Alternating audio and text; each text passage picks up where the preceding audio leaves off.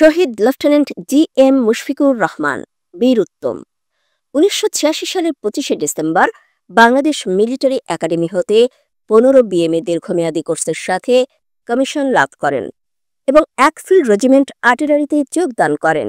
এক field regiment আর্টিলারির সাথে পার্বত্য চট্টগ্রামে কর্তব্যরত থাকাকালীন তিনি খাগড়াছড়ি জেলার বাঘাইহাট জোনের অন্তর্গত লক্ষ্মীছড়ি ক্যাম্পের ক্যাম্প কমান্ডার হিসেবে নিয়োজিত ছিলেন।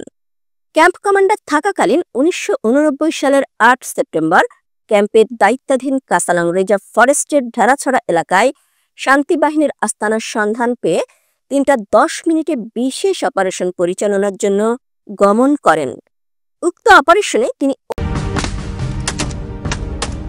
অত্যন্ত সাহসিকতার পরিচয় দিয়ে ৩ জন শান্তিবাহিনীর সদস্যকে ঘায়েল করেন।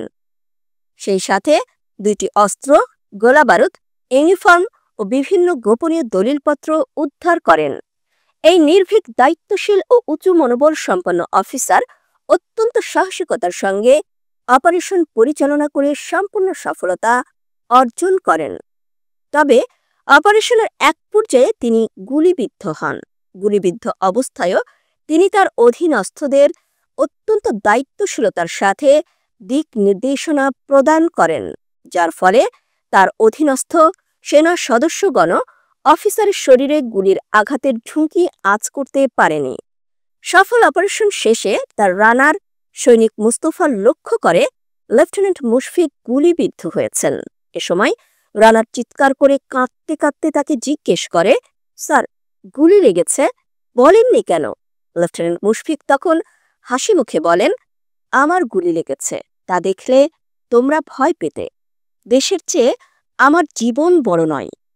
একসময় অতিরিক্ত রক্তক্ষরণের ফলে এই অকুতভয় নির্ভীক দেশপ্রেমিক অফিসার ১৯৮৯ সালের ৮ সেপ্টেম্বর ৮টা ১৫ মিনিটে শাহাদাত বরণ করেন।